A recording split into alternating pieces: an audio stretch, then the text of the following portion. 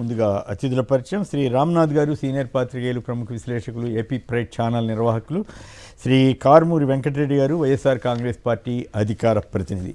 రామ్నాథ్ గారు చెప్పండి, ఏమిటి తెలంగాణలో కూడా వెస్ట్ బెంగాల్ ఫార్ములా? కిషన్ రెడ్డి గారి మాటలు నేను కొంతసేపు వింటే పాత బస్తీలో ఓట్లు గొడవ ఇవన్నీ విదేశీయులు రావటం వీటన్నింటినీ ప్రస్తావిస్తున్నారు. వెస్ట్ బెంగాల్లో మాదిరిగా ఇక్కడ చేయడం సాధ్యం అవుద్దని మీరు అనుకుంటారా?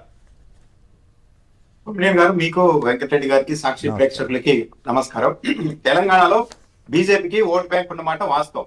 అయితే ఆ ఓటు బ్యాంక్ అన్నది అసెంబ్లీ ఎన్నికల్లో ఒకలాగా రియాక్ట్ అవుతుంది, లోక్సభ ఎన్నికల్లో ఒకలాగా రియాక్ట్ అవుతుంది.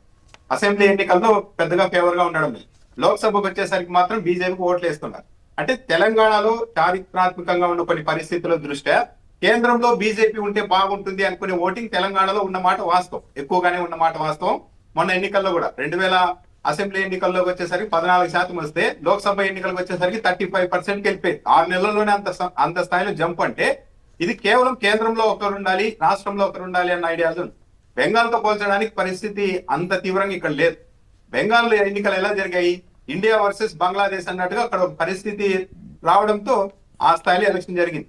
కానీ ఇక్కడ తెలంగాణలో వరకు కాంగ్రెస్ పార్టీకి ప్రత్యామ్నాయంగా, ఈరోజు అధికారంలో ఉన్న కాంగ్రెస్ పార్టీకి ప్రత్యామ్నాయంగా ఎక్కువ మంది బీఆర్ఎస్ ని చూస్తూ ఉన్నారు. కేంద్రంలో బీజేపీ ఉండాలని కోరుకునే వాళ్ళు ఎక్కువ మంది ఉండొచ్చు, కానీ ఇక్కడ మాత్రం రాష్ట్రంలో బీఆర్ఎస్ అధికారంలోకి రావాలి అనుకునే వాళ్ళు ఎక్కువగా ఉన్నారు. దాంతోపాటు ఓటింగ్ ఉన్నప్పటికీ కూడా తెలంగాణలో ఒక స్థిరమైన, అన్ని వర్గాల్ని ఆకట్టుకునే ఒక కొత్త ముఖాన్ని, కొత్త నాయకత్వాన్ని బీజేపీ చూపెట్టడంలో కూడా ఇంకా సక్సెస్ కావడం లేదు. అలాంటి పరిస్థితులన్నీ అనుకూలించినప్పుడు ఏం జరుగుతుందో చెప్పొచ్చు, కానీ ఇప్పటికిప్పుడు వచ్చే ఎన్నికల్లో మనం తెలంగాణలో అధికారంలోకి వస్తామనేది లేదు. ఎందుకంటే కాంగ్రెస్ పార్టీకి ఇక్కడ సమర్థవంతంగా బీఆర్ఎస్ ఫైట్ చేస్తోంది. ఆ ఫైట్ ని కూడా ఒక అధికారంలో ఉన్న పార్టీతో ఎవరు నిజాయితీగా ఫైట్ చేస్తున్నారు, ఎవరు గట్టిగా ఫైట్ చేస్తున్నారు అనేది కూడా పబ్లిక్ బేరీజ్ వేసుకుంటారు. కాబట్టి ఈ రోజుకి బీఆర్ఎస్ వైపే ఉంటుంది మొగ్గు. వచ్చే ఎలక్షన్ లో అసెంబ్లీ ఎలక్షన్ వరకు కాంగ్రెస్ బీఆర్ఎస్ లాగే ఉండొచ్చు. కాబట్టి ప్రణాళిక రాజకీయాలు ఏమైనా జరగచ్చు. బీజేపీకి ఓట్ బ్యాంక్ ఉన్నమాట వాస్తవం.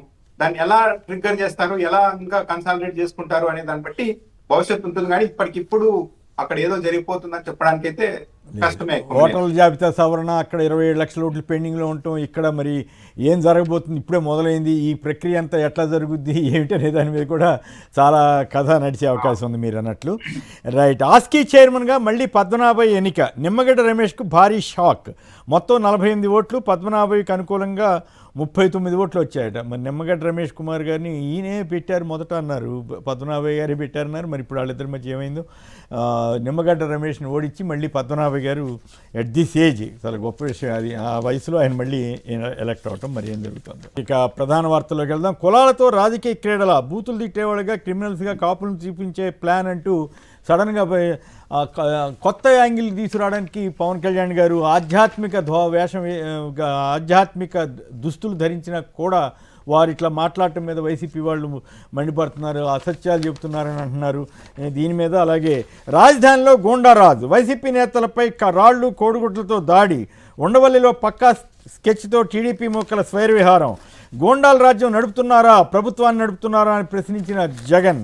వైకాపా నేతలను చూడండి, అప్పుడేమో వైకాపా నేతల్ని తరిమిన రాజధాని రైతులు అంటారు, తరిమింది రాళ్ళు వేసింది ఇవన్నీ కూడా టీడీపీ వాళ్ళని మళ్ళీ చెప్తూనే ఉన్నారు. అప్పుడు ఈనాడు వాళ్ళు మాత్రం తరిమిన రాజధాని రైతులు అన్నారు. ముఖ్యమంత్రి గారు కూడా ఇందాక వీడియో చూసాం కదా, మీరు అసలు ఎందుకు వెళ్ళారు, అది కుట్ర, వాళ్ళు తిరగబడ్డారనేమో ఆయన అన్నారు. ఇప్పుడు కేసులు పెట్టిందన్నీనేమో వైసీపీ వాళ్ళ మీద. సో ఈ రాజకీయంగా ఎదుర్కోవాలే కానీ భౌతిక దాడులు అని సిపిఎం కూడా ఖండించింది టీడీపీని. అలాగే సిపిఐ కూడా ఉండవల్లిలో వైఎస్ఆర్సీపీ నేతలపై దాడులు అప్రజాస్వామికమని సిపిఐ ఆయన ఈశ్వరయ్య గారు కూడా ఖండించారు. బాధితులే నిందితుల, ప్రజాస్వామ్యానికి పాడిగట్టిన బాబు సర్కార్. అలాగే అంబటి రాంబాబు గారు నిన్న ప్రెస్ కాన్ఫరెన్స్ పెట్టి మొత్తం డీటెయిల్గా వివరించారు. అలాగే రైతులు కూడా చెప్పారు, మేమే పిలిస్తే రాబోతుంటే వీళ్ళు అడ్డం పడి ఇట్లా చేశారని చెప్పి. సో రాష్ట్రంలో అదుపు తప్పిన శాంతి భద్రతలు అని చెప్పి బొత్స సత్యనారాయణ గారు అన్నారు. అమరావతి ఏమైనా పాకిస్తానా అని అంబటి రాంబాబు గారు ప్రశ్నించారు. ఇక ఏసడించిన వాళ్ళని ఈడ్చికొట్టారని నిన్న ఈనాడు వాళ్ళు రాశారు. ఇవాళేమో వీళ్ళ మీద కేసులు పెట్టారు. వైసీపీ నేతలపై అట్రాసిటీ కేసులు, టీడీపీ వారిపై సాధారణ దాడి కేసట. ఇది ప్రజాశక్తిలో వచ్చిన వార్త. రైట్. వేడని mystery, Saikrishna lockup death case. పరారీలో 2 కానిస్టేబుళ్లు, సూత్రధారులను తప్పించే కుట్ర, తెర వెనుక మల్లగొల్లాలు. కాపు యువకుడు సాయికృష్ణ లాకప్ డెత్ కేసు, ఉపసంహరణకు ఓ పచ్చనేత యత్నాలు. నేడు హైకోర్టులో హెబియస్ కార్పస్ పిటిషన్పై విచారణ. ఏం జరుగుతుంది అనుకుంటున్నారు మీరు? ఇవాళ హైకోర్టులో వచ్చే అవకాశం ఉందంటున్నారు, వాళ్ళ ఒత్తిడి కుటుంబం మీద కూడా ఒత్తిడి తెచ్చే అవకాశం ఉందంటున్నారు. మీకేమనిపిస్తోంది రామ్నాథ్ గారు? ఇప్పుడు కొమిడియన్ గారు జాతీయ మానవ హక్కుల కమిషన్ స్పందించింది, ప్రతిపక్షాలన్నీ డిమాండ్ చేస్తున్నాయి, న్యాయవాదులు డిమాండ్ చేస్తున్నారు, సిబిఐకి ఇస్తేనే ఈ కేసు ముందుకు వెళ్తుందని. పైగా కొద్ది రోజులుగా చూస్తే మళ్ళీ 3-4 రోజులుగా చూస్తే ఎక్కడ స్ట్రిక్ట్ పెద్దగా ఏదో హడావిడి చేస్తున్నట్టుగా కూడా లేదు. ఈ కేసు బయటకు రావాలి అంటే సిబిఐకి వెళ్తేనే ఈ కేసులో నిజాలు వస్తాయి. తొలి రోజు చంద్రబాబు నాయుడు గారిని కలిసినప్పుడు సాయికృష్ణ తల్లి గారు మాకు ప్రభుత్వం మీద నమ్మకం ఉంది, చంద్రబాబు నాయుడు గారు న్యాయం చేశారు అన్నప్పుడు ఇంకా ఆమె సిబిఐ ఎంక్వైరీ అడగరేమో అనుకున్నారు. కానీ ఆమె కూడా స్వయంగా హైకోర్టులో సిబిఐ ఇవ్వాలి అని పిటిషన్ వేశారు. కాబట్టి ఇప్పుడు కోర్టు మీద కూడా ఒక దాదాపు ఒక అనివార్య పరిస్థితి కనపడుతుంది. మొత్తం అందరూ కూడా సిబిఐకి డిమాండ్ చేస్తున్నప్పుడు ఒక అధికార పార్టీ తప్ప ఇప్పుడు హైకోర్టు కూడా ఎక్కువగా సిబిఐకి అప్పగించడానికే అవకాశాలు ఉంటాయి. ఆల్రెడీ ఇది రెండో పిటిషన్. గతంలో కూడా ఒకరి పిటిషన్ వేస్తే ఇది జూలై 6కు వాయిదా వేసింది కోర్టు. స్వయంగా ఆమె సాయికృష్ణ తల్లి గారు కూడా వేశారు. కాబట్టి సిబిఐకి ఇవ్వాల్సిన ఒక అనివార్యత హైకోర్టు మీద కనపడుతుంది. ఎందుకంటే ఇది ఇక సిబిఐకి ఇవ్వకపోతే ఇక వ్యవస్థల మీద పబ్లిక్ లో కూడా పెద్దగా నమ్మకం ఉండే అవకాశం. అంటే మీకు గుర్తుండే ఉంటుంది కదా, ఒక డాక్టర్ గారు తాగి విశాఖ వీధిలో గొడవ చేస్తే రచ్చ చేస్తుంటే పోలీస్ కానిస్టేబుల్ చేతులు వెనక్కి కట్టినందుకే పెద్ద సిబిఐ హైకోర్టు వారే సొంత వాళ్ళందరికీ వాళ్ళే వేసినట్టున్నారు కదా కేసు. ఏది సిబిఐ ఎంక్వైరీ టీడీపీ నాయకులు వేశారు దాన్ని, ప్రజా ప్రయోజనాల వ్యాజ్యం లాగేస్తే దాన్ని వెంటనే సిబిఐకి ఇవ్వాలని అడావుడి చేసి టైం బాండ్ కూడా పెట్టారు. అదేమైందో తెలియదు కానీ బట్ అటువంటి చిన్న కేసులోనే వేశారు కాబట్టి మరి దీంట్లో ఏం చేస్తారన్నది పాయింట్. అనిత గారే స్వయంగా వెళ్ళారు అనుకుంటా, టీడీపీ వాళ్ళు వెళ్ళారు, అనిత మేడం గారు కూడా ఉన్నట్టున్నారు దాంట్లో. ఓకే, వెళ్ళారు, బాగుంది. అది ఓపెన్ గా జరిగింది వ్యవహారం. ఏం జరిగిందంటే ఒక సీక్వెల్ గా ఏదో అడిగారు, అది ఇదేం జరిగింది. ఇది ఇక్కడ కాదు కదా, అసలు అంతు చిక్కని వ్యవహారంగా మారిపోయింది. అసలు మోటివ్ ఏందనేది దొరకడం లేదు. ఇప్పుడు అసలు ఎందుకు ఇంత స్థాయిలో చిత్రహింసలు పెట్టి చంపేసి బూర్ది కూడా లేకుండా చేశారు అన్నది ఈ దేశంలో ఎప్పుడు జరిగి ఉండదు.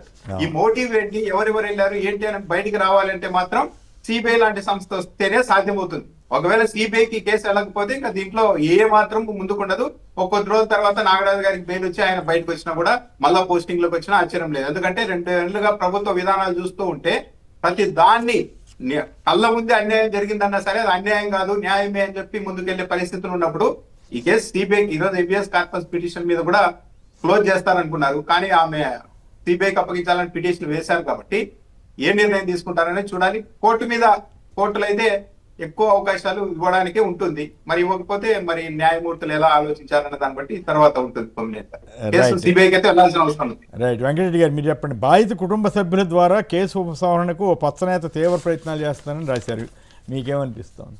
పచ్చనేతనే కాదు సార్, ఆల్రెడీ 2 హెడ్ కానిస్టేబుల్ డైరెక్ట్గా వెళ్ళి వాళ్ళ మేనమావ నవరంగ్తో మాట్లాడి సో మేము డబ్బులు ఇస్తాము సెటిల్ చేసుకోండి, మేము అబ్బాయి చనిపోయాడు అని చెప్పి ఎప్పుడో ఇది జరిగింది మేలోనే ఇన్సిడెంట్.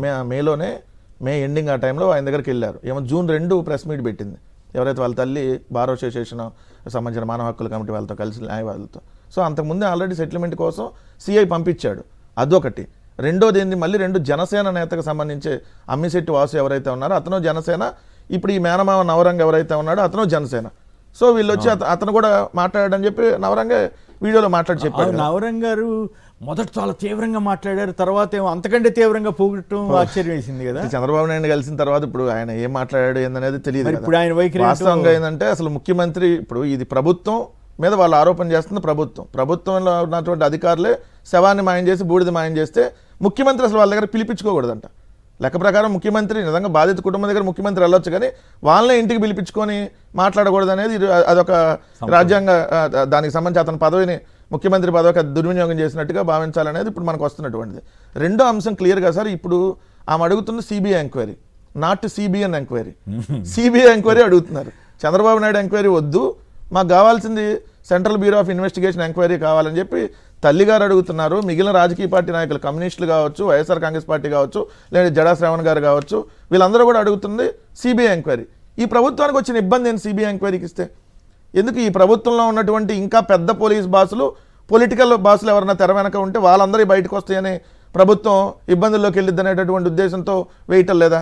మీకు ఏ అడిగినా ఎంక్వైరీ వాళ్ళు లేరు. ఇప్పుడు డిఎస్సి ఎంక్వైరీ అడిగాం సిబిఐకి, నిజంగా నారా లోకేష్ కానీ లేదంటే శాప్ చైర్మన్ రవినాయుడు కానీ వీళ్ళ హస్తం దాంట్లో లేకపోతే ఎస్ మేము ఆ తప్పేం లేదు సిబిఐకి వచ్చి ఎంక్వైరీ చేసుకోండి, ఇక్కడ జరగలేదని ఎందుకు చెప్పట్లేదు?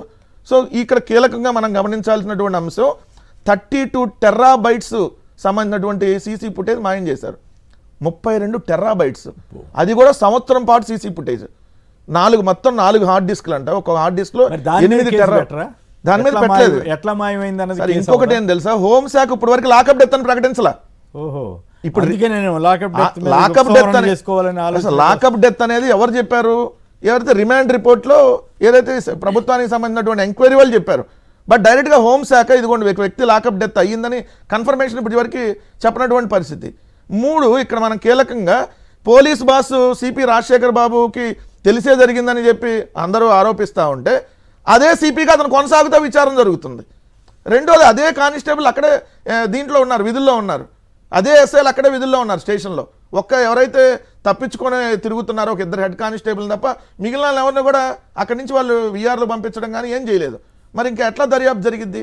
2, క్రాంతి కుమార్ అనే అతను ఎవరైతే ఎంఆర్పిఎస్కి సంబంధించినటువంటి నాయకుడు ఇంత సెల్ఫీ వీడియో పెట్టి సూసైడ్ చేసుకున్నాడు కదా ఇతని వల్లే అని, ఆ సీసీ ఫుటేజ్ ఉండుంటే సంవత్సరం పాటు సీసీ ఫుటేజ్ దాన్ని కూడా మనకి ఈ రోజు ఆ ఎంక్వైరీ కూడా బయటకు వచ్చారు కదా. అంటే ఇలాంటి కేసులు ఎన్ని మాయం చేసి ఉంటారు సార్? ఇప్పుడు ఇప్పుడు వాళ్ళు ఎక్కడి నుంచి డేటా డిలీట్ చేస్తుంటే పైన అధికారులు తెలిసిపోయింది సీసీ ఫుటేజ్ డిలీట్ చేస్తుంటే. మరి తెలిస్తేనా ఎందుకు వదిలేశారు? ఇతను ఈ కేసు అయినాక కూడా అదే స్టేషన్లో సిఐగా నాగరాజు కొనసాగాడు. మరి అంటే ఆధారాలు మాయం చేయడానికి ఉన్నట్టే కదా. అంతేందుకు సార్, మీడియా వాళ్ళందరూ అక్కడే ఉన్నారు. అదే టాస్క్ ఫోర్సు డిప్యూటీ అడిషనల్ కమిషనర్గా ఉన్న లలితా కుమారి ప్లస్ ఆ కేసులో ఉన్నటువంటి ఎస్ఐలు వెళ్ళి సిఐ నాగరాజుని కలిసి వస్తున్నారు. కింద మీడియా ఉంది. మరి వీళ్ళందరూ కలిసి ఆ ఇష్యూలో ఉన్నప్పుడు అలా కలవస్తుంటే మరి ప్రభుత్వం 5 రోజులు కూడా అతను అరెస్ట్ చేయకుండా ఎట్లా పెట్టింది? సో ఇది ప్రభుత్వానికి పూర్తిగా తెలిసి జరిగిందే. ప్రభుత్వంలో ఉన్నటువంటి కొంతమంది రాజకీయ పార్టీ నాయకులు ఉన్నారు. సో ఇది ఒక అంశం కాదు. ఏమవుతుందో కీలకమైనటువంటి అతను ఫోన్ లో డేటాను డిలీట్ చేశారు. అది కీలక పాయింట్. అది మరి ఎట్లా డేటాను డిలీట్ చేస్తారు మీకు? రెండోది, అసలు ఫోన్ ఓపెన్ చేయాల్సిన కేసు కాదు కదా అది. అవసరం ఉంది. సో మీరు అతను తీసుకొని వస్తే అతను బిలాంగ్స్ అన్ని మీరు కోర్టుకి హ్యాండ్ ఓవర్ చేయాలి. డైరెక్ట్ గా అతను ఫోన్ చూసి ఇతరత్ర విషయాలు ఏం లేవని చెప్పి చెక్ చేసుకొని డిలీట్ చేసామంటే సో ఇదంతా డిలీట్ చేయాల్సిన అవసరం వాళ్ళకి బాధ్యత డిలీట్ చేయాల్సిన అవసరం ఉంది. ఇప్పుడు క్లియర్ గా ఇది ప్రభుత్వంలో ఏదో పెద్ద కీలకమైనటువంటి అంశం ఉంది. సో ఏదో కొద్దిగా రాజకీయ పార్టీ నాయకులకు సంబంధించిన అంశాలు కూడా దాంట్లో ఉన్నాయని వస్తున్నాయి కాబట్టి సో అందుకని అతను చంపేశారనేది క్లియర్. రైట్. ఎంపీ కేసినేని చిన్ని భారీ భూదోపిడీ. సీఎం రేవంత్ రెడ్డికి మాజీ ఎంపీ కేసినేని నాని ఫిర్యాదు. హైదరాబాద్లో 1000 కోట్ల విలువైన ప్రభుత్వ భూమిని కాజేసేందుకు ప్రయత్నిస్తున్నారంటూ సంచలనమైనటువంటి ఆరోపణ చేశారు. సుప్రీంకోర్టును బురిడీ కొట్టించి 112 ఎకరాల స్థలం కబ్జా యత్నం అంటూ ఆయన రాశారు. మరి రేవంత్ రెడ్డి గారు ఇప్పటికే ఒక టీడీపీ ఎంపీని సేవ్ చేశారనే ఒక టాక్ ఉంది కదా. ఇప్పుడు ఈ ఎంపీని, విజయవాడ ఎంపీని కూడా 112 ఎకరాల కేసు అంట. మరి ఇది కరెక్టా కాదా అనేది మనకు తెలియదు. కానీ బట్ నాని గారు ఆరోపణ చేస్తున్న ప్రకారం ఏం జరుగుతుంది? రేవంత్ రెడ్డి గారు స్పందిస్తారా? మరి హైడ్రా అది ఇదని హడావుడి చేస్తుంటారు కదా. మీకేమనిపించింది రామ్నాథ్ గారు? అదే టైంలో మెగా కంపెనీకి ఏదో 10 లక్షలకే భూములు ఇచ్చారని కూడా ఇంకో వార్త వచ్చింది.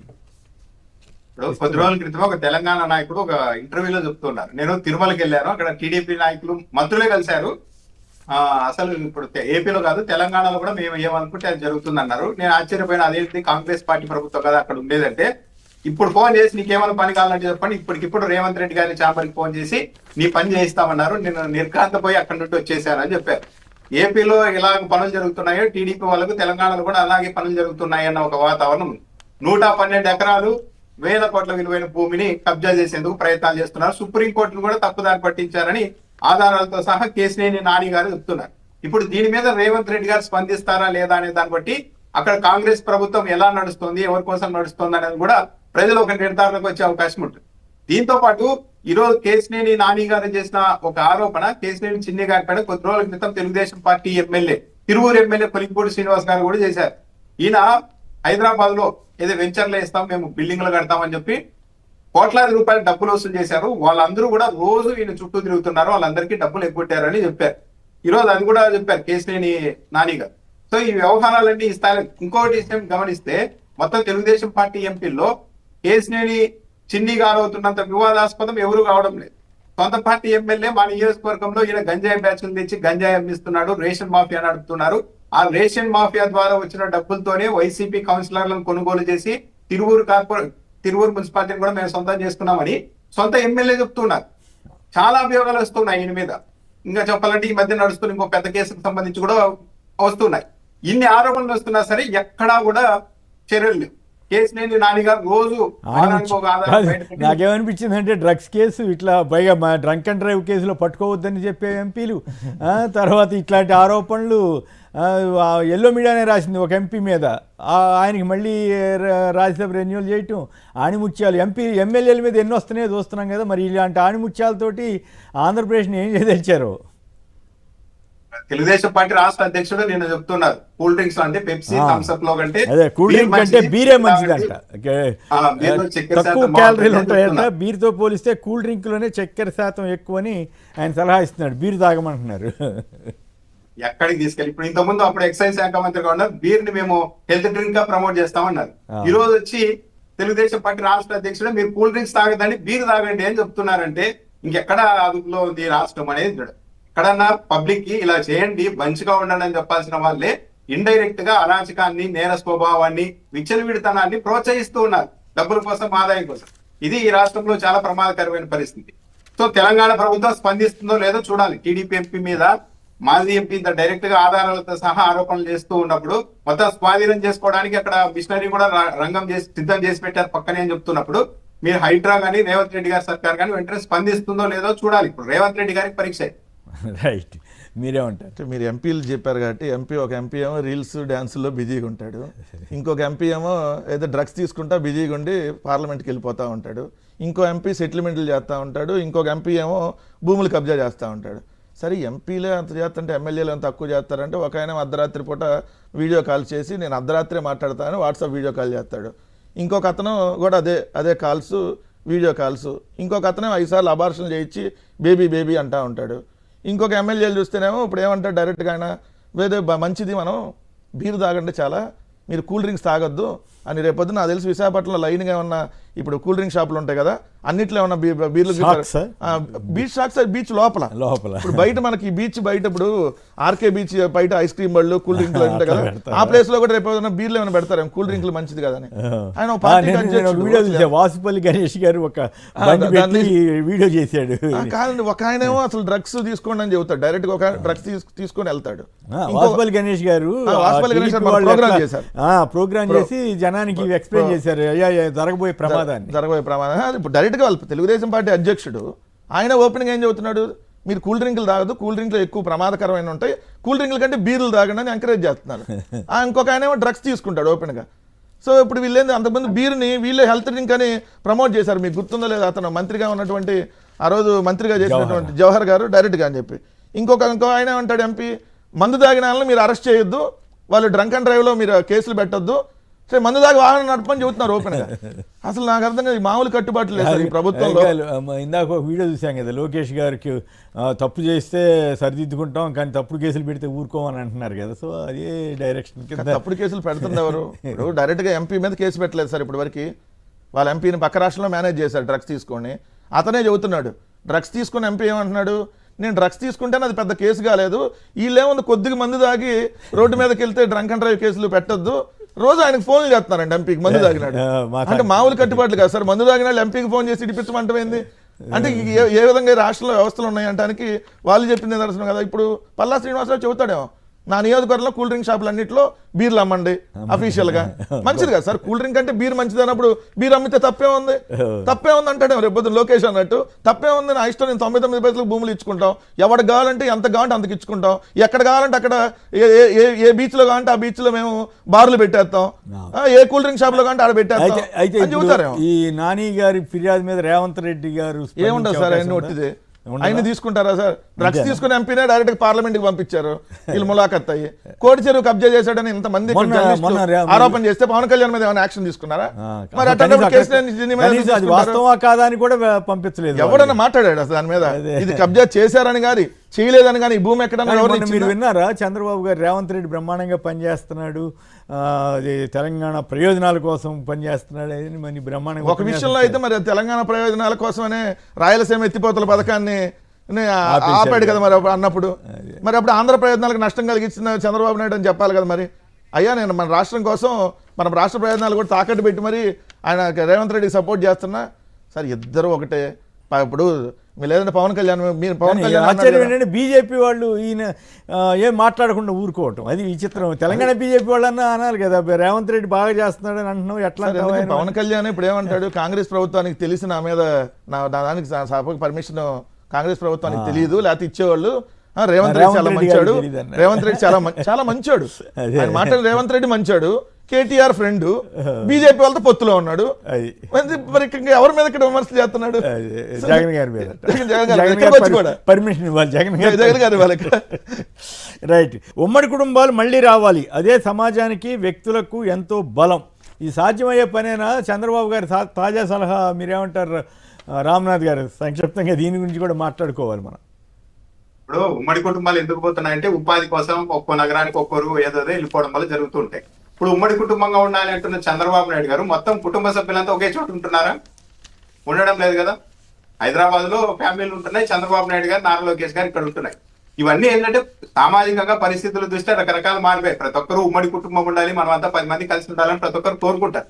కానీ సిస్టమ్ అన్నది, పరిస్థితులు అన్నది వాళ్ళకి సపోర్ట్ చేయాలి. కానీ చంద్రబాబు నాయుడు గారు ప్రతిదీ తాను ఏదో చేయడానికి, పబ్లిక్ ని మెస్మరైజ్ చేయడానికి రకరకాలుగా ప్రయత్నాలు చేస్తూ ఉన్నారు. ఆయన మాత్రం పాటించారు, చంద్రబాబు నాయుడు గారు పాటించారు. మరి ఇప్పుడు నారా రామ్మూర్తి నాయుడు గారి కుటుంబాన్ని అందరినీ తీసుకొని వచ్చి మొత్తం తన ఫ్యామిలీ, హైదరాబాద్ లో ఉన్న ఫ్యామిలీని కూడా అమరావతికి తెచ్చి 5 ఎకరాల్లో ఇల్లు కట్టుకుంటున్నారు కాబట్టి మొత్తం అక్కడ నుండి చూపించమనండి. చంద్రబాబు నాయుడు గారు చేయరు, మీరంతా పిల్లలు కానండి అంటారు. చంద్రబాబు నాయుడు గారు మాత్రం ఆయనకి ఒక్కరే, నారా లోకేష్ గారికి ఒక్కరే. అంటే ఏంటి ఇవన్నీ పబ్లిక్ అది చెప్తామండి ఏదో నీతులు చెప్పడానికి చెప్తారు. అప్పుడు సామెత, ఒక వ్యక్తి ఊరంతా చాటింపేసేవాడు, మీరంతా ఎవరు ఉల్లిపాయ తినద్దండి, ఉల్లిపాయ తినద్దంట. సాయంత్రం ఇంటికి పోయేసరికి తన భార్య కూడా కర్రీలో ఉల్లిపాయ అయిపోయేసరికి, ఏంటి ఉల్లిపాయ లేదంటే మీరే కదా స్వామి ఊరంతా తిరిగి చెప్పారంటే, తిక్కహనా నేను చెప్పినది ఊర్లో వాళ్ళకి మన వాళ్ళకి కాదు అన్నట్టుగా ఉంటుంది చంద్రబాబు నాయుడు గారి వ్యవహారం అంతా. రైట్. మీరు కూడా ఏమైనా స్పందిస్తారా సంక్షిప్తంగా? అంతే కదా. ఇప్పుడు రామ్నాథ్ గారు చెప్పినట్టు ముందు మనం నీతులు చెప్పేటప్పుడు మనం పాటించాలి. ఓ రాజకీయ నాయకుడు చెప్పినప్పుడు ఇప్పుడు మద్యం తాగొద్దని చెప్తే ఏం చేయాలి, మద్యం ముందు అతను దాక్కుండా ఉండాలి. సో ఇప్పుడు అట్లానే ఇక్కడ ఆయన ఉమ్మడి కుటుంబం అన్నప్పుడు ఏంటి, చంద్రబాబు నాయుడు గారి చెల్లెళ్ళు, లేదంటే వాళ్ళ తమ్ముడు రామ్మూర్తి నాయుడు గారు అంటే, లేదా వాళ్ళ ఫ్యామిలీ ఉంది కదా, నారా రోహిత్ వీళ్ళందరూ ఉన్నారు కదా, మరి వాళ్ళందరినీ ఎందుకు తీసుకొని వచ్చి జూబ్లీహిల్స్ ఇంట్లో పెట్టుకోవాలి? అప్పుడు జూబ్లీహిల్స్లో పెద్ద ఇల్లే కదా, 10 కుటుంబాలు కూడా ఉండొచ్చు. భవిష్యత్తులోనేమో, గతంలో సంగతి ఆయన చెప్పలేదేమో. భవిష్యత్తులో అంటే ఇప్పుడు నుంచి పాటించాలి కదా సార్. ఇప్పుడు మనమే 3-4 కనమని చెబుతున్నాం, మనకేం ఒకళ్ళు చాలు అంటున్నాం, పక్కన కనమంటే ఎట్లా? మనకేం 100,000 కోట్లు ఆస్తున్నాళ్ళేమో ఒకళ్ళు చాలు, ఏమీ లేని పేదాడు మాత్రం 4 కనాలి. ఈ పేదాడు మాత్రం ఉమ్మడి కుటుంబంలో ఉండాలి, డబ్బున్నాడు మాత్రం ఉమ్మడి కుటుంబంలో ఉండకూడదంటే అంటే చంద్రబాబు నాయుడు ముందు వాళ్ళ క్యాబినెట్లో ఉన్నటువంటి మంత్రులందరికీ క్యాబినెట్ సమావేశంలో అయ్యా మనం ఉమ్మడి కుటుంబంలో ఉండాలి, మొత్తం తీసుకొని వచ్చి ముందు మన 25 మంది మంత్రులందరూ పాటించి తర్వాత ఎమ్మెల్యేలకు చెబుదాం, తర్వాత కింద ప్రజలకు చెబుదాం అంటే అప్పుడు ఎవరైనా హర్షిస్తారు. హర్షించకుండా అట్ట చేయకుండా ఇప్పుడు వీళ్ళే డ్రగ్స్ వద్దు బ్రో మన స్టేట్మెంట్ సార్, డ్రగ్స్ వద్దు బ్రో, డ్రగ్స్ తీసుకుని ఎంపీ ముద్దు బ్రో, డ్రగ్స్ తీసుకుని ఎంపీని పక్కన పెట్టుకొని డ్రగ్స్ వద్దు బ్రో అంటే ఎట్లా? ముందు మన ఎంపీలకి, మన ఎమ్మెల్యేలకి, ఆదినారాయణ రెడ్డి కొడుక్కి వీళ్ళందరూ కదా ముందు కౌన్సిలింగ్ ఇవ్వాల్సింది.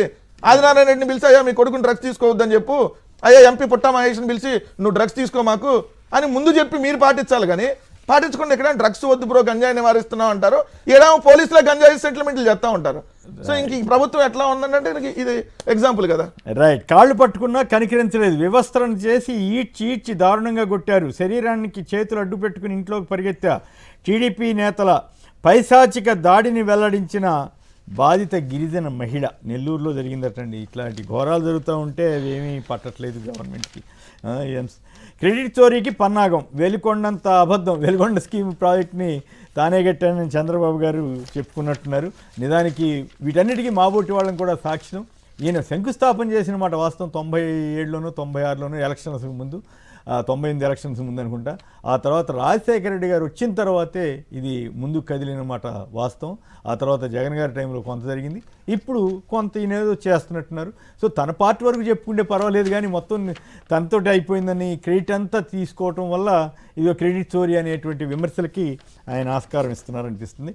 నా ఆత్మకథ రాస్తే నిజాలు బయట పెట్టాలి, అవి చాలామందికి నచ్చకపోవచ్చు. మాజీ ఉపరాష్ట్రపతి వెంకయ్యనాయుడు గారు నిజంగా ఆత్మకథ రాస్తే చంద్రబాబు నాయుడు గురించి చంద్రబాబు గురించనే ఉందిలే, బీజేపీలో కూడా రకరకాలు ఉంటాయి కదా.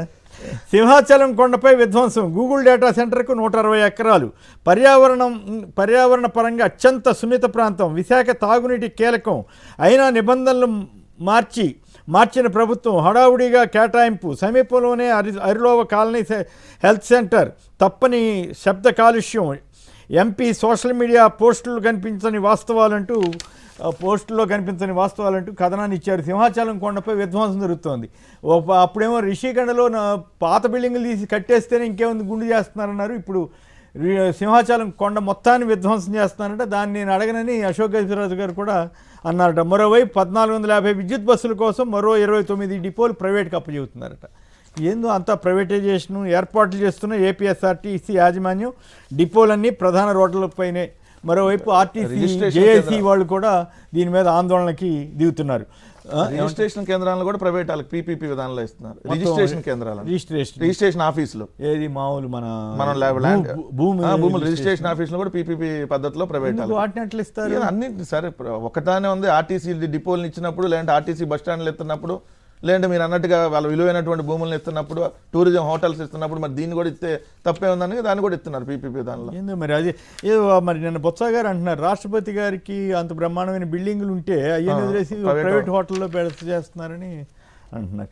సింహాచలం కొండపై విధ్వంసం, గూగుల్ డేటా సెంటర్కి 160 ఎకరాలు ఇవ్వటం అంటే అది మొత్తం అమెరికా వాళ్ళంతా వద్దంటున్న వాటన్ని తీసుకొచ్చి ఇక్కడ చేస్తున్నారు. డేటా సెంటర్కి వాళ్ళు భూములు ఇవ్వటాన్ని మనమే వ్యతిరేకించట్లేదు. కాకపోతే ఆ డేటా సెంటర్కి ఇచ్చే భూములు దేవాలయాల భూములు, లేదంటే సింహాచలం కొండ మీదో, లేదంటే పర్యావరణానికి హాని కలిగించేటటువంటి ఆ భూములను ఇవ్వటం ఎందుకు? ఇప్పుడు వేరే చోట భూములు కాదు, దీనికి ఆల్టర్నేటివ్గా సముద్రంలో పెట్టాలట ఇవన్నీ కూడా డేటా సెంటర్స్. అది చైనా వాళ్ళు ప్లాన్ చేస్తున్నారట. ఇక్కడ అభివృద్ధి చెందని దేశాలు, అభివృద్ధి చెందుతున్న దేశాల్లో ఈ పెద్ద పెద్ద మల్టీనేషనల్ కంపెనీస్ తీసుకొచ్చి ఇక్కడ ఇష్టారాజ్యంగా చేస్తున్నాయనేది మొన్న ఒక 40,000 కోట్లు డేటా సెంటర్లకు కలిపి, న్యూయార్క్ టైమ్స్ ఏదో పత్రికలో 2 డేటా సెంటర్లకు కలిపి, ఏదైతే ఇప్పుడు Adani data centre plus Reliance వాళ్ళది రెండింటికి కలిపి వచ్చేది 1,200 జాబులు, 40,000 కోట్ల రూపాయలు ప్రోత్సాహకాలు ఇచ్చింది ప్రభుత్వం. ఇంకెక్కువే 40,000 కోట్లు రెండింటికి కలిపి ప్రోత్సాహం. రైట్. ఏరువాకి సాగేదెలా? రాష్ట్రంలో తీవ్ర ఆందోళనలో రైతన్నలు. విత్తనం నుంచి బీమా వరకు అన్నదాతలను వెంటాడుతున్న సమస్యలు.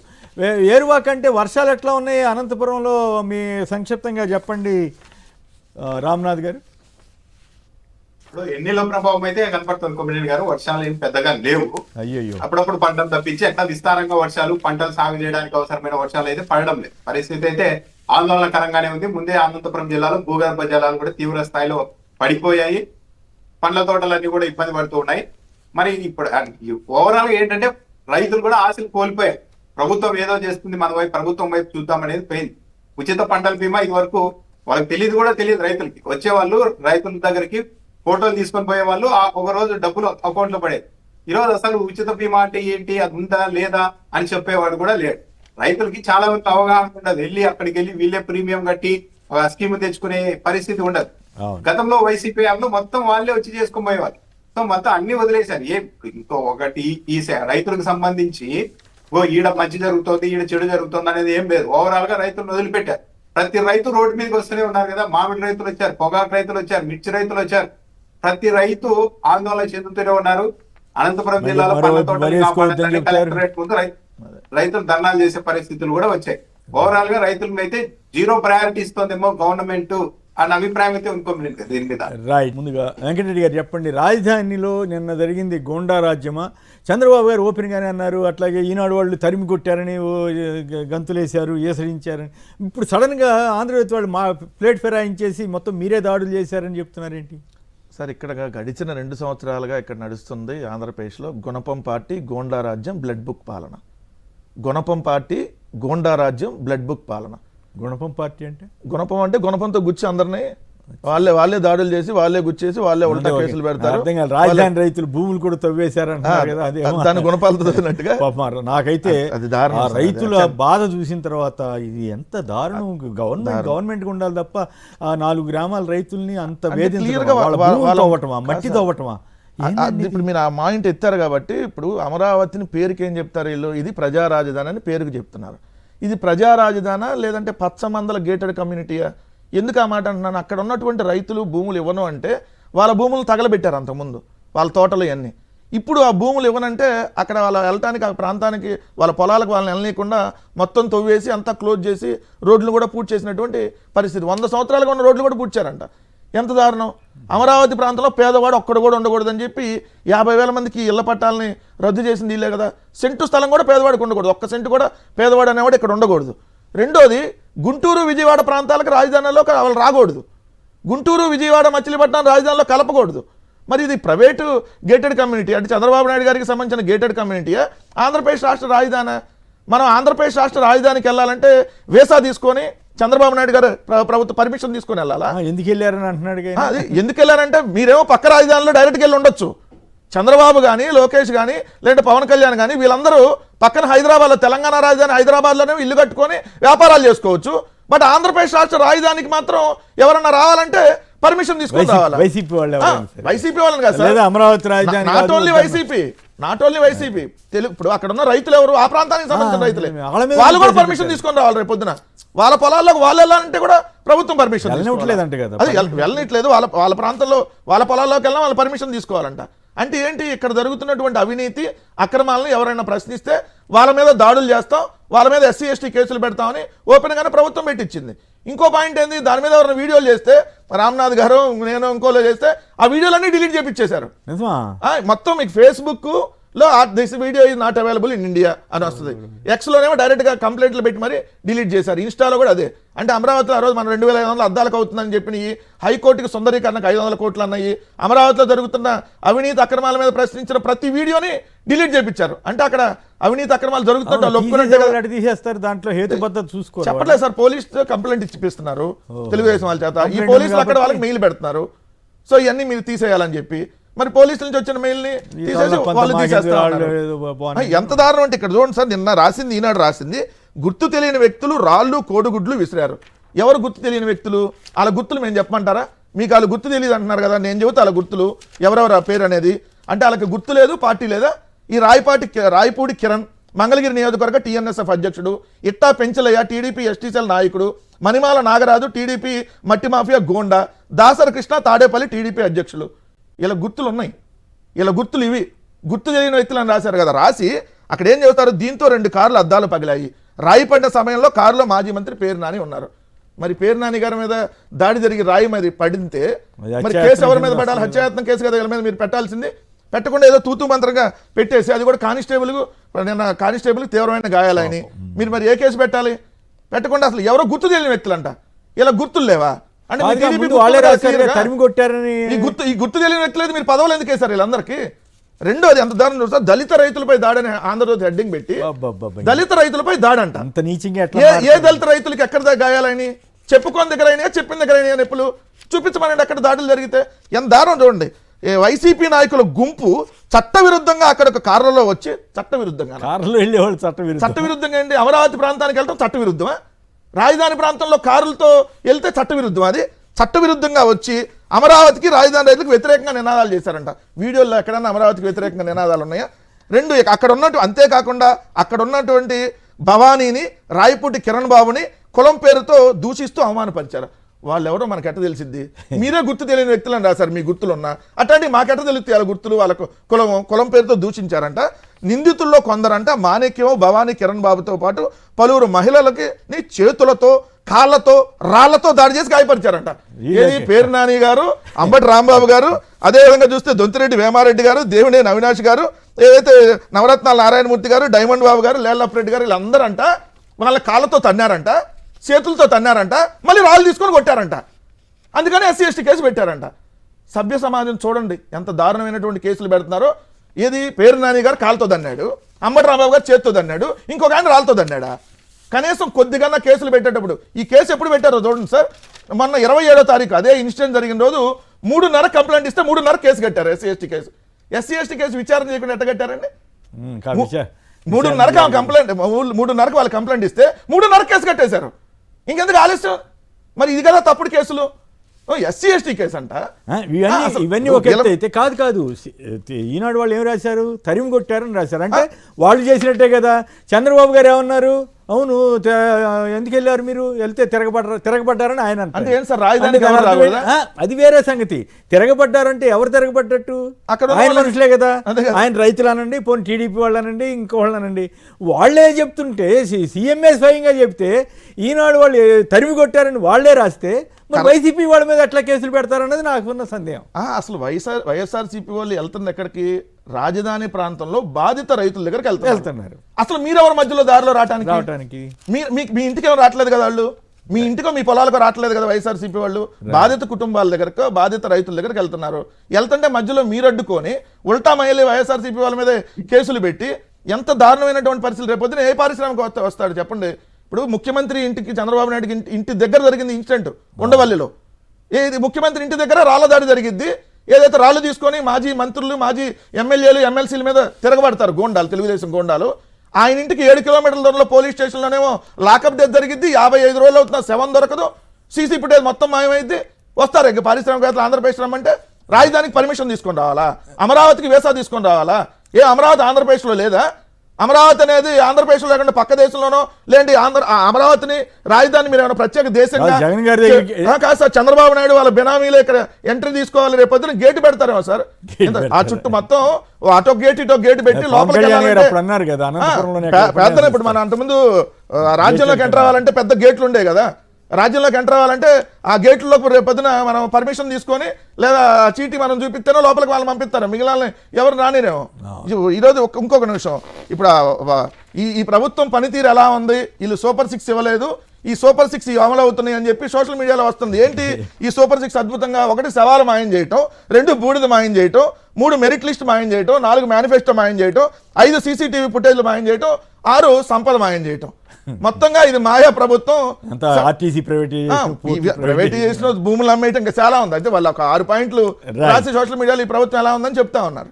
రైట్. రామ్నాథ్ గారు మీరు చెప్పండి, నిజంగానే జగన్ గారు అన్నట్లు గోండా రాజ్యం లాగానే నడిపారా? పైగా డైరెక్ట్గా చంద్రబాబు గారే అవును వెళ్తే తప్పే ఉందన్నట్టుగా ఆయన మాట్లాడడం ఆ రాజకీయాన్ని ప్రోత్సహించడం కాదా? మరోవైపు ఈనాడు వాళ్ళు తరిమి కొట్టారని ఎగిరిపడి గంతులేశారు. ఇవాళ ఫ్లేట్ ఫిరాయించి మొత్తం వైసీపీ వాళ్ళే తప్పు చేశారని ప్రచారం చేస్తున్నారు. సో ఈ అరాచక పరిస్థితులు ఇక ఆంధ్రప్రదేశ్లో ఇంత సీనియర్ అయినటువంటి చంద్రబాబు గారు ఎందుకు ఇంత అప్రదిష్ట కొని తెచ్చుకుంటున్నారు? ఇప్పుడు కొమ్మినేని గారు పబ్లిక్ గమనించాల్సింది ఏంటంటే, వైసీపీ అమరావతిని వ్యతిరేకిస్తోందా, లేకుంటే అమరావతి ముసుగులో ఉన్న కొందరు తెలుగుదేశం పార్టీ వాళ్ళే వైసీపీ అమరావతికి వ్యతిరేకమని ఒక ప్రచారం చేసి తెలుగుదేశం పార్టీకి రాజకీయ లబ్ధి చేసి ఆ ప్రయత్నంలో అమరావతి భవిష్యత్తుకు ముప్పు వచ్చినా పర్వాలేదని అనుకుంటున్నారా అన్నది ప్రధానమైన ప్రశ్న. ఈరోజు వాళ్ళ పత్రికలోనే రాశారు, రాజధాని అమరావతి సమన్వయ కమిటీ రైతు జేఏసీ అంట. ఈ చీడ పురుగులకి ఏ మందు వాడాలో మాకు బాగా తెలుసు. ఉండవల్లి ఇలాంటి ఘటనలకు పాల్పడితే ఇక తిరిగి వెనక్కు వెళ్లరు. ఏదో ఒక రైతులకు సంబంధించిన జేఏసీ మీరు ఇంకోసారి ఉండవల్లి ఇలాంటి ఘటనకు పాల్పడితే తిరిగి వెళ్ళరు అంటే ఈసారి ఏంటి బండరాలు కాదు తుపాకులతో కాల్చి శవాలు పంపిస్తామని చెప్తున్నారా? వీళ్ళ ఇలాంటి జేఏసీల రాజధానికి మంచి చేసేది. నిన్న ఆ ఘటన జరిగిన తర్వాత చాలా మందికి ఏమనిపిస్తోంది అంటే, ఒక ప్రధాన రాజకీయ పార్టీకి సంబంధించిన వైసీపీ మాజీ మంత్రులు, అది కూడా అక్కడున్న రైతుల ఆహ్వానం మేరకే అక్కడికి వెళ్తే బండరాలు తీసుకొని కొట్టి పంపించారే, ఇక సామాన్యులకు రేపు పొద్దున అక్కడికి పంపిస్తారా? అంతా పూర్తయిన తర్వాత ఇది కేవలం కొంతమందికి మాత్రమే లోపలికి ఎంట్రీ ఉండే. పవన్ కళ్యాణ్ గారు ఇప్పుడు ఒప్పుకోకపోవచ్చు, కానీ ఆయన గతంలో కరెక్ట్ చెప్పారు, ఇది ఒక గేటెడ్ కమ్యూనిటీ లాగా మారుతుందని ఆయన ముందే అంచనా వేశారు. ఈ రోజు ఆయన దానికి ఒప్పుకోకపోవచ్చు. పైగా ఈ రోజు ఏమంటున్నారు, వైసీపీ వాళ్ళు వస్తే తరిమి కొడతాం, వాళ్ళకి ఏ మందు వాడాలో పురుగులకి మాకు తెలుసు, ఈసారి వస్తే తిరిగి వెనక్కి వెళ్ళరు అంటున్నారు కదా. మరి ఇదే తెలుగుదేశం పార్టీ వాళ్ళే ఉంటారు. రైతులు అయితే ఇట్లా మాట్లాడు, తెలుగుదేశం పార్టీ వాళ్ళే ఉంటారు. వీళ్ళు ఇంకో స్టేట్మెంట్ కూడా ఇవ్వచ్చు, సరే రేపు పొద్దున వైసీపీ ప్రభుత్వం అధికారంలోకి వస్తే మాకు పౌరుషం ఉంది కాబట్టి వైసీపీ ప్రభుత్వం ఇచ్చే నిధులతో మా అమరావతిని నిర్మాణం చేసుకోము, దాన్ని ఆపేస్తామని కూడా ప్రకటన ఇస్తారా? అంటే ఒక రాజకీయ పార్టీ ఆల్రెడీ ఒకసారి అధికారంలోకి వచ్చింది, మళ్ళీ అధికారంలోకి వచ్చే అవకాశం ఉందని చంద్రబాబు నాయుడు గారి అంగీకరిస్తున్న ఒక రాజకీయ పార్టీ మీద మీరు అడుగు పెట్టడానికి వీలు లేదు అని డైరెక్ట్ గా వార్నింగ్లు ఇస్తున్నారు. ఈసారి వస్తే తిరిగి వెళ్లరు అంటే తుపాకులతో కాల్చి పంపిస్తామన్నట్టుగా మాట్లాడుతున్నారు కదా. మరి ఇలాంటి ప్రాంతం మీద వీళ్ళు ఏం చేయబోతున్నారు, మంచి చేస్తున్నారు? నిజంగా అక్కడ ఉన్న అమరావతి అసలైన రైతులు వచ్చి మాట్లాడాలి. ఇదేంటి రేపు పొద్దున వైసీపీ ప్రభుత్వం అధికారంలోకి వస్తుంది, ఆ ప్రభుత్వంతో కూడా ఇక్కడ అభివృద్ధి చేయించుకోవాల్సి ఉంటుంది కదా. మీరు అలాంటి పార్టీని ఇక్కడికి వస్తే తిరిగి వెళ్లారని ఎలా అంటారు అని వీళ్ళ తెలుగుదేశం పార్టీ నాయకులు ఇస్తున్న స్టేట్మెంట్లను ఖండించారు. ఎంత దూరం వెళ్ళిపోయారంటే, ఏ పేరు కూడా చెప్పడానికి ఇబ్బంది లేదు, ఏపీఎన్ లో డిబేట్ నిర్వహిస్తున్న వ్యక్తి ఏం మాట్లాడతారో డైరెక్ట్ గా వెళ్ళారు, అక్కడ అడ్డుకున్నారు, అన్ని మూసుకొని వెనక్కి రావాలి కదా అని మాట్లాడుతున్నారు. జర్నలిస్టు వైసీపీ మాజీ మంత్రుల బృందాన్ని అక్కడ అడ్డుకోగానే మీరంతా మూసుకొని వెనక్కి రావాలి కదా అంటున్నారు. అంటే ఏంటి బాధ? అసలు ఎక్కడికి పోతుంది రాష్ట్రం? అమరావతి ఏమైనా పాకిస్తాన్ లో ఉందా అన్నది ఒక కామన్ పాయింట్ గా ప్రతి ఒక్కరికి అర్థమైపోతుంది. ఒక ప్రతిపక్షం. అందులో ఏంటి, ఇల్లే మాజీ మంత్రులంతా అమరావతికి వ్యతిరేకంగా ర్యాలీ చేయలేదు, అమరావతికి వ్యతిరేకం అని చెప్పుకోలేదు. 4 గ్రామాల వాళ్ళు మమ్మల్ని ఏళ్ల తరబడి వేధిస్తూ వచ్చారు. ఇక ఈ 2 ఏళ్లుగా అయితే మమ్మల్ని అక్కడ ఉండనిచ్చే పరిస్థితి కూడా లేదు. ఒక రైతు చెప్తున్నారు, 2 వైపులు వాగుంది నా పొలానికి, ఇంకో 2 వైపులు 30 అడుగుల మేర గోతి తవ్వి పడేశారు, నేను ఆ పొలంలోకి కూడా వెళ్ళడానికి లేదు. విద్యుత్ స్తంభాలన్నీ లారీలతో గుడ్డి పడగొట్టేశారు, విద్యుత్ సరఫరా లేదు. ఇలా రకరకాలుగా ఇబ్బంది పెడుతున్నారు మమ్మల్ని, ఒకసారి వచ్చి చూడండి నేను వాళ్ళ ఆహ్వానిస్తే, వాళ్ళ ఆహ్వానం మేరకు వీళ్ళు వెళ్తే ఇక్కడ దారిలోనే అడ్డుకొని బండరాళ్లతో కొట్టడం అంటే ఏంటి? వాళ్ళని మేము నలిపేస్తాం. ఆ 4 గ్రామాల్లో ఎవరైతే ల్యాండ్ పూలింగ్ లో భూములు ఇవ్వలేదో వాళ్ళని నలిపేస్తాం. కానీ ఎవరు కూడా వాళ్ళకి మద్దతుగా రాకూడదని డైరెక్ట్ గా చెప్తున్నారు కదా. ఇంత తెగింపు ఏ ప్రభుత్వంలో అయినా ఉంటుందా? పైగా బండరాళ్ళు వేసి కొట్టి నిన్న ఏం ప్రచారం చేస్తున్నారు వాళ్ళు? ఆ బండరాయి తీసుకొని వేసిన తెలుగుదేశం పార్టీ కార్యకర్త నారా లోకేష్ గారితో ఫోటో దిగిన వ్యక్తి అన్నది అంతా బయటకు వచ్చిన తర్వాత కూడా చూసారా, అతను బండరాయి వేసి మెల్లగా వెనక్కు వెళ్ళి వైసీపీ వాళ్ళ వెనక నిలబడ్డారు అని చెప్తున్నారు. అంటే ఒక తెలుగుదేశం పార్టీ కార్యకర్త కానిస్టేబుల్ బండ ఇచ్చుకొని కొడితే అతను ఒక్కసారికి కింద పడిపోతే అమ్మో ఏదో జరిగిపోయిందని చెప్పి అతను మెల్లగా జనాల్లోనికి జారుకుంటే అతను ఫలానా వ్యక్తి అని చెప్పాల్సిన మీడియా అతను వైసీపీ వైపు వెళ్ళిపోయాడు కాబట్టి అతను వైసీపీ కార్యకర్త అయి ఉంటారని పచ్చి నిర్లజ్జగా ఇంతగా అసత్య ప్రచారాలు చేస్తూ ఉన్నారంటే ఈ రాష్ట్రానికి ఏ చెడు కాలం దాపరించింది అనుకోవాలి కొమ్మినేని గారు? ఇంత అన్యాయంగా ప్రచారం చేస్తారు. చంద్రబాబు నాయుడు కేసు కూడా పెట్టలేదంట కదా, అతని పేరు కూడా ఎక్కడ పెట్టలేదని ఎక్కడ చదివా నేను. పెట్టారా? పేరు కూడా పెట్టలేదంట. అది ఘనమైన పోలీస్ వ్యవస్థ పతనం అవుతుందని అందరూ అంటున్నారంటే ఇట్లాంటివి జరిగితేనే కదా, వాళ్ళు కాస్త చిత్తశుద్ధితో ఉండాలి కదా. దిగ్భ్రాంతి కలిగించే అంశం ఏంటంటే కానిస్టేబుల్ కి రాయితో కొడితే అతను నిలబెల్లాడికి పడిపోతే అతని మీద ఎవరు రాయితో వేశారనేది విజువల్స్ ఉన్నా సరే ఆ కేసు కానిస్టేబుల్ మీద పలానా వ్యక్తి దాడి చేశాడు అందుకు ఈ కేసు పెట్టామనేది ఇప్పటి వరకు లేదు. ఎంత దిగజారిపోయింటారు వ్యవస్థ? ఎందుకు ఇప్పుడు కేసులు పెట్టే పరిస్థితి అయితే లేదు. కొమ్మినేని గారు మొన్న అవనిగడ్డకు వెళ్ళారు 4 రోజుల క్రితం నారా లోకేష్ గారు. అక్కడ ఏదో చిన్న కార్యకర్తలు కంప్లైంట్ చేస్తే మాకు ఇబ్బందులు ఉన్నాయి అని ఏం చెప్తున్నారు? డీజీపీని పంపిస్తా ఇక్కడికి అంటున్నారు. లా అండ్ ఆర్డర్ ఆయన చేతుల్లో లేదు, హోంమంత్రి కాదు, నేను డీజీపీని ఇక్కడికి పంపిస్తా అంటున్నారు. తప్పు చేసినా సరే సరిదిద్దుకుంటామే కానీ మీరు కేసులు పెట్టడానికి వీలు లేదు అంటున్నారు. అంటే ఇప్పుడు కానిస్టేబుల్ ఒక పెద్ద బండరాయి తీసుకొని కొట్టడం కూడా ఒక తప్పు. నెక్స్ట్ టైం జరగకుండా చూసుకుంటాం, ఈ పాటికి వదిలేయండి అని చెప్తున్నారా నారా లోకేష్ గారు? ఎందుకు కేసు పెట్టడం లేదు? ఒక ముఖ్యమంత్రి ఏంటి ఈ ప్రాంతానికి మీరెందుకు వెళ్ళారు అంటే ఇక ఎప్పుడు కూడా అమరావతికి వైఎస్ఆర్సీపీ వాళ్ళు ఎవరు కూడా వెళ్ళకూడదా? వాళ్ళే కాదు ఇన్ని వేల ఎకరాలు ఎందుకు, ఇన్ని లక్షల కోట్ల అప్పులు ఎందుకు అని చెప్పిన వాడు జర్నలిస్టులు కానీ ఎవరు సామాజికవేత్తలు కానీ ఎవరిని రానివ్వట్లు. అక్కడికి వెళ్ళాలంటే భయపడే పరిస్థితి అండి. ఎవరైనా వ్యతిరేక వ్యాఖ్యలు చేసిన వాళ్ళు ఎవరైనా రండి మీరు స్వేచ్ఛగా చూడండి ఇక్కడ ఏం జరుగుతుందో చూడండి అని చెప్పాల్సిన ప్రభుత్వం కానీ లేదు, కొంతమంది తెలుగుదేశం వారు కానీ వాళ్ళ అనుకూలురు కానీ పోనీ అమరావతికి అనుకూలంగా ఉన్నవాళ్ళు కానీ భయపడే పరిస్థితి. అమరావతి గ్రామాల్లో తిరగాలంటే యు బిలీవ్ ఇట్, జర్నలిస్టులు తిరగాలన్నా కూడా భయపడే పరిస్థితి వాతావరణం సృష్టిస్తున్నారండి. అది ఎంత దుర్మార్గం అది. అది రాజధానికి మంచిదా? ప్రజా రాజధాని అన్నప్పుడు మీ ఇష్టం ఏదన్నా తిరగండి, మీ అభిప్రాయాలు చెప్పనివ్వండి అని అడగాల్సిన వాళ్ళు చివరికి పొలాల రైతుల్ని అంత వేధిస్తున్నప్పుడు ఇక మిగతా వాళ్ళ సంగతి ఏం చెప్తాంలేండి. ఇప్పుడు కొమ్మినేని గారు తెలుగుదేశం పార్టీ జర్నలిస్టు కాకుండా ఆ పార్టీ మీడియా సంస్థలు పనిచేసే జర్నలిస్టు కాకుండా ఎవరైనా సరే స్వేచ్ఛగా కెమెరా తీసుకెళ్లి అక్కడ జరుగుతున్నవన్నీ రికార్డ్ చేసే పరిస్థితి ఉందా? మీరు చెప్పినట్టు లేదు. సరే వీళ్ళంతా ఏం చెప్తున్నారు? వీళ్ళే మాజీ మంత్రులు అక్కడికి వెళ్ళి రెచ్చగొట్టి రాళ్ళు విసిరి వివత్సం సృష్టించడం వల్ల గొడవ జరిగిందని చెప్తున్నారు కదా. మరి అదే నిజమైతే మరి వాళ్ళ పత్రికల్లోనే ఈ రోజు రాసుకున్నట్టు అమరావతి సమన్వయ కమిటీ రైతుల జేఏసీ పేరుతో ఇంకోసారి ఇక్కడి గొడవలు ఇలాంటి ఘటనలు పాల్పడేందుకు వస్తే మిమ్మల్ని వెనక్కి తిరిగి పంపించామని చెప్తున్నారంటే ఇది కదా రౌడీయిజం, ఇది కదా బెదిరింపులంటే. అంటే వాళ్ళతో మాత్రమే కొట్టి పంపించాం, ఈసారి వస్తే మీ సేవలు కూడా పెడతామని చెబుతున్నారు అక్కడ. రైట్. ఇక మరో అంశం కూడా మిగిలి ఉంది, అది కూడా మనం చేయాలి. కులాలతో రాజకీయ క్రీడల బూతులు తిట్టేవాళ్ళుగా ఎట్లా అండి కాపులు చూపించే ప్లాన్ అని కొత్త యాంగిల్కి వెళ్ళాడు. ఆయనేమో తెలివిగా వైసీపీను పవన్ కళ్యాణ్ మధ్య గొడవలాగా చంద్రబాబు గారు ప్రచారం చేస్తున్నారు, ఈయనేమో ఇట్లా వెళ్ళారు. ఇప్పుడు జరుగుతుంది ఏంటి? ఇప్పుడు సాయి కృష్ణ కేసు కానీ ఇతర కేసుల్లో కానీ పవన్ కళ్యాణ్ గారు ఆధ్యాత్మిక దుస్తులు ధరించి ఇలా అసత్యాలు చెప్పవచ్చు అని నేను అంబటి రాంబాబు గారు వాళ్ళంతా ప్రశ్నిస్తున్నారు. ఆధ్యాత్మిక దుస్తులు ధరించి మీరు అబద్ధాల దగ్గరికి వెళ్ళారు. అంతకుముందు ఏదైతే మెట్లు అడిగి అయోధ్యకు 1,00,000 లడ్లు తయారు చేశారని అదే ఆధ్యాత్మిక దుస్తులు వేసుకొని మాట్లాడి ఎంతకంటే మనం ఇంకా దారుణమైన అంశం ఏముంది? ఇప్పుడు అయోధ్యలో పెద్ద జరిగింది, మరి ఎందుకు నోరెత్తట్లా? మనం అన్న అపాలజెటిక్ డ్యామ్ డిషుక్ ఇండియన్ స్టార్ కదా మనం. మరి మనం అక్కడ అన్యాయం జరిగితే మాట్లాడడం అదే అయోధ్య కాదు. నా పాయింట్ ఏంటంటే నేనైతే ఇటువంటి వాటిని పెద్ద పట్టించుకోనండి.